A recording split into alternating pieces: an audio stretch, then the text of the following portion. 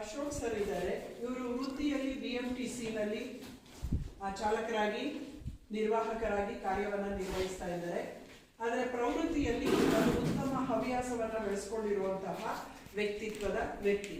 ನನಗೆ ಪರಿಚಯ ಆಗಿ ಒಂದು 3 ವರ್ಷ ಆಯಿತು. ಹೀಗೆ ಆಕಸ್ಮಿಕವಾಗಿ ನಮ್ಮ ಶಾಲೆಗೆ ಒಂದಿನ ಬಂದು ಅವರು ಸೆಲ್ಫ್ ಇಂಟ್ರೊಡ್ಯೂಸ್ ಮಾಡಿಕೊಂಡು, ನಾನು ಈ ಥರ ಮಕ್ಕಳಿಗೆ ಆರೋಗ್ಯದ ಬಗ್ಗೆ, ಸ್ವಚ್ಛತೆಯ ಬಗ್ಗೆ, ಹಾಗೆಯೇ ಯೋಗದ ಬಗ್ಗೆ, ಯಾಕೆಂದರೆ ಯೋಗದಾಗೆಲ್ಲ ಇದೆ, ಅದನ್ನು ನಾವು ಸರಿಯಾಗಿ ತಿಳ್ಕೋಬೇಕಷ್ಟೇ.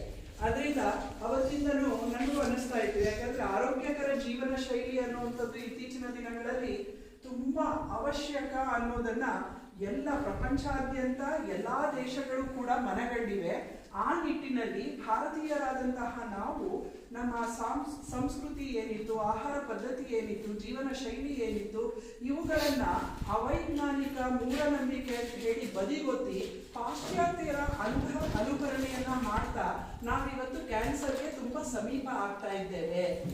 ಅದನ್ನ ನಾವು ಮೊದಲಿನ ರೀತಿಗೆ ಬದಲಾಯಿಸಿಕೊಂಡಿದ್ದೆ ಆದರೆ ನಮಗೆ ಬರಬಹುದಾದ ಬಹಳಷ್ಟು ರೋಗಗಳನ್ನು ನಾವು ತಡೆಗಟ್ಟಬಹುದು ಅನ್ನುವಂತಹ ವಿಚಾರಧಾರೆ ಇದೆಯಲ್ಲ, ಅದು ನನಗೂ ಕೂಡ ತುಂಬಾ ಹತ್ತಿರವಾದದ್ದು.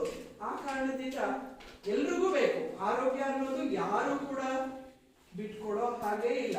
ಯಾಕಂದ್ರೆ ನಿಮ್ಗೆ ಗೊತ್ತಿರೋ ಹಾಗೆ ನಿಮ್ಮ ಫ್ಯಾಮಿಲಿಲಿ ಇರಬಹುದು, ಅಥವಾ ನಿಮ್ಮ ಅಕ್ಕಪಕ್ಕದ ಮನೇಲಿ ಇರ್ಬೋದು, ನಿಮ್ಮ ಸಂಬಂಧಿಕರ ಮನೇಲಿ ಇರ್ಬೋದು.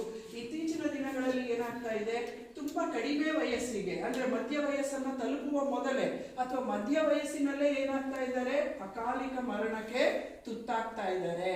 ಅದು ಯಾವುದರಿಂದ ಅಂದ್ರೆ ನಾವೇನ್ ಮಾಡ್ಕೊಂಡಿದೀವಿ, ನಮ್ಮ ಜೀವನ ಶೈಲಿಯನ್ನ ಅನಾರೋಗ್ಯಕರ ರೀತಿಗೆ ಪರಿವರ್ತಿಸ್ಕೊಂಡಿದ್ದೀವಿ, ಆಹಾರ ಪದ್ಧತಿಯಲ್ಲಿ ಬದಲಾವಣೆಯನ್ನ ತಂದುಕೊಂಡಿದ್ದೀವಿ.